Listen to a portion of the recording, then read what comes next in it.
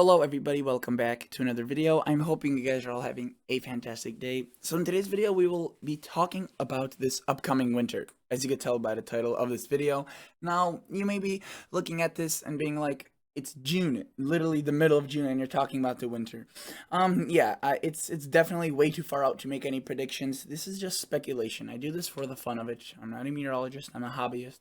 And a lot of people like these type of videos because a lot of people like to speculate on what this upcoming winter may bring. Now, again, what I'm going to present to you today indicates something that points somewhat in the direction towards a snowier, colder winter. But again, just take this with a grain of salt. Just take this kind of more as entertainment rather than a formal piece of evidence that has to be grounded in truth, as again, it's mostly just speculation. With that being in mind, I know there's a giant weather community on YouTube that just enjoy these type of videos. So if you're new, hello, welcome. Check out the channel, watch this video, decide if you like it. If you like it, give it a thumbs up. And if you want to subscribe, consider doing so. If you are a returning viewer, hello and welcome. Thank you so much for stopping by again. And if you could leave a like, hit a thumbs up button. Comments down below. I get to all comments pretty much. I think there's just a few that are left unanswered. And usually those are the ones I don't want to, which, again, very few. So if you want to leave something down below, let me know. Okay, so let's start off by looking at the ENSO outlook. So if you don't know what the ENSO is, it's a region just off of South America in terms of the water region, not on land. And it's whether or not this water off of the really Peruvian and Ecuadorian coast, that's mainly where it stretches, in the eastern Pacific Ocean, whether or not that is below or above average in terms of its temperature. If it's below average or negative 0.5 and below degrees, it's considered a La Nina pattern. And if it's above, then it's considered an El Nino. Now you may be thinking, how does that have an impact on the weather? Just a little bit of warm or cool water. And that is very complicated, and it does have a very big impact. It's one of the fascinations about this, our Earth, how such a obscure area can have such a large impact, especially on the North American and European winters.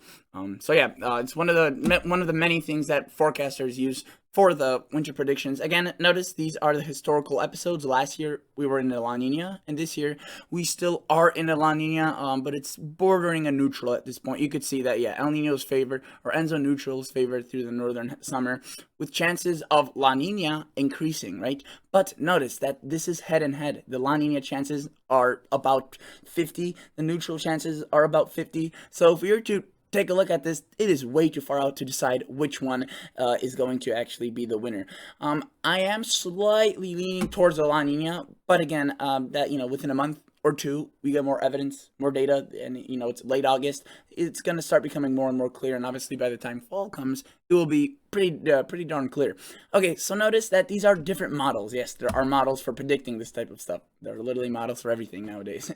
And notice that this is where the El Nino starts. So some models, actually just two, show that an El Nino will develop during the November, December, January, February timeline. And again, these are months. This is kind of the temperature difference. And in between these two colors, as you may have caught earlier, I said that it's above a certain classification, the El Nino or La Nina. In between that neutral zone, it's called the neutral ENSO. And that's when actually the weather pattern could behave in a La Nina fashion, El Nino fashion, or in the pattern of its own.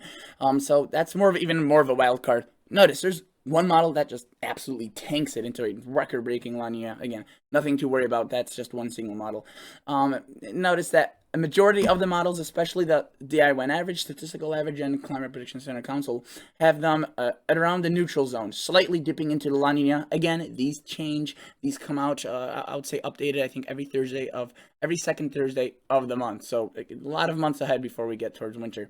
So it's quite a bit spread, but definitely leaning towards El Nino versus neutral, and not the La Nina versus neutral, and not the El Nino versus neutral. So at least there's that much. Here's another group of models. Notice this is actually, I would argue, a more accurate set of models. For the past several years, I've been using this slideshow presentation since 2017 to get all my ENSO information. I'm sure it's been around for way longer, but that's when I found it. And notice, I have noticed that this has been a bit more accurate, but it's still a very widespread. About half of them show it in neutral, more, I would say, favor the La Nina with this model, and the average of all of them does favor a slight La Nina. However, for today's purposes of this video, I want to assume that a neutral pattern will happen. So that there is going to be a very, very weak, maybe a tiny bit of a La Nina at some points, but mainly a neutral for the winter.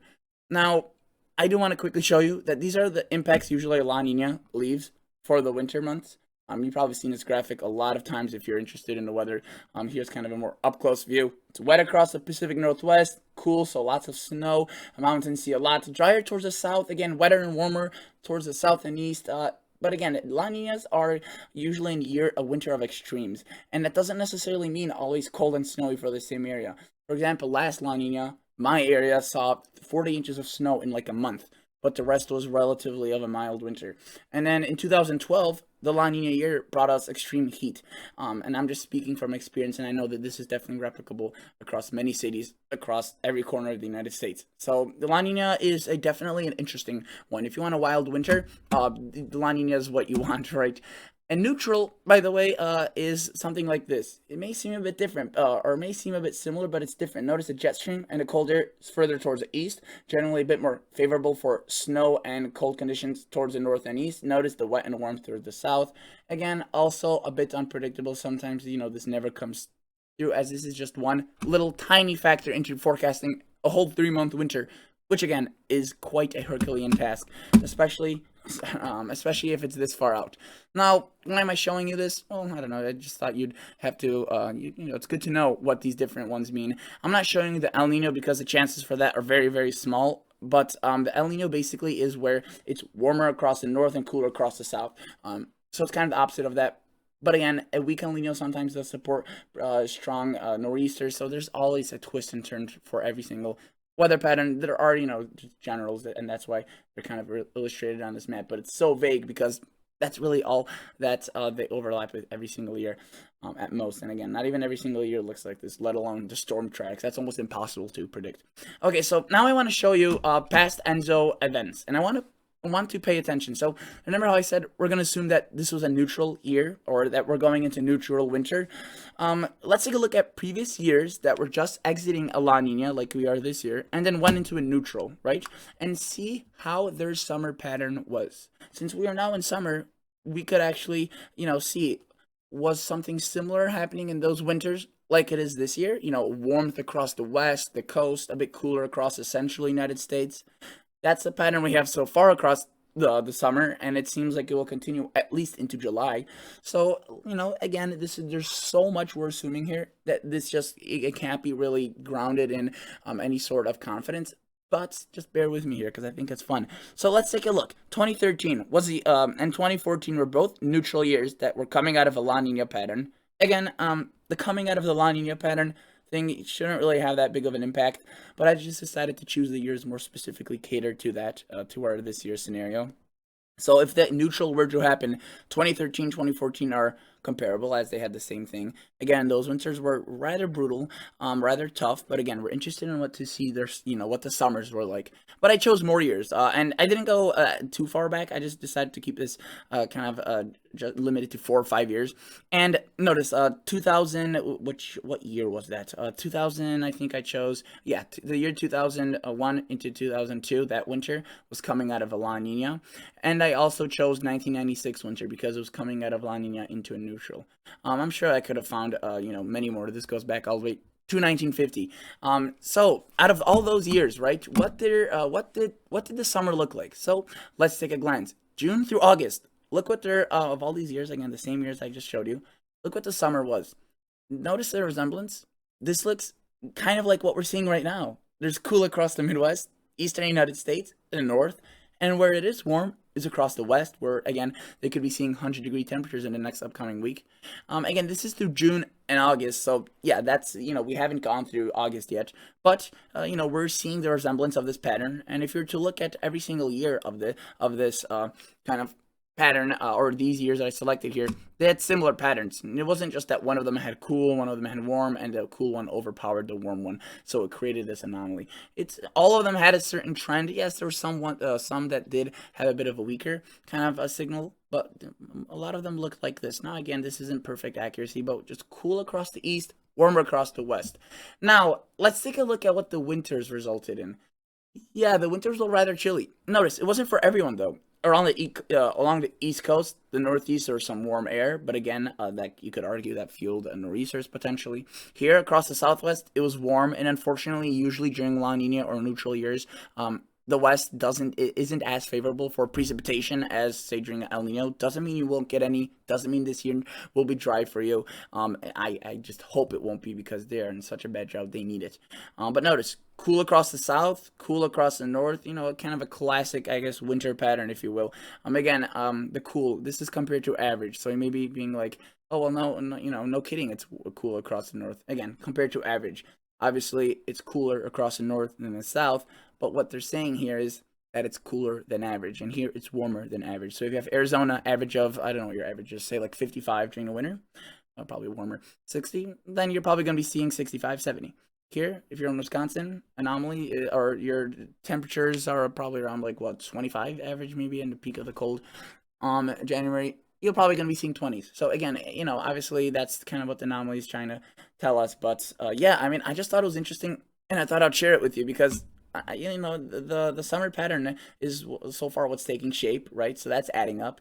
The winter is chilly and cold, so potentially is that what's waiting us? You know, we are coming out of a La Nina pattern, and if that neutral ENSO does occur, then you know, like these similar years, we could end up seeing a rather chilly winter. Obviously, again, speculation, a lot of assumptions, but it's just something to keep in mind. You know, patterns tell us a lot about history, or history tells us a lot about the future, and we could do that using patterns. So, yeah, again, just something I thought I would share with you. I'll be doing more of these videos. There's a ton, you know, how dry was it during these years? Does a dry pattern indicate, you know, a heat wave or a cold winter? At that point, that's pretty much cherry picking because you're just like, oh, dry pattern, cold winter. Usually, the relation between those things is rather unsound. Even with like a warm summer leads to a cold winter. It's usually those things aren't very accurate at all. You know, there could be more correlation if it's a warm winter, given this scenario that a La Nina is occurring, and that we came from a cold winter. You know, just kind of more adding to that, then possibly you can find a pattern. Unfortunately, the climate is very hard to predict, and it will remain that way probably, right? So no matter technological advancements, you know, maybe for safety alerts and stuff like that, but the predictability of a thunderstorm sometimes is very hard, let alone a pattern change very, very far out. But that's the irony. Sometimes people use that argument, like, you know, a thunderstorm you can't predict tomorrow, and you think you could predict this, you know, with just general winter forecasts that are reasonably out, like in October, not in June, obviously. And the thing is, you know, larger moving patterns, they are more predictable. It's just that it's long out. Thunderstorms are so volatile; they're like little beads. You don't know where they will run through. So yeah, hopefully you enjoyed, guys. If you enjoyed, thanks for watching. Consider subscribing, liking, commenting, and I'll catch you all guys on the next episode. See ya.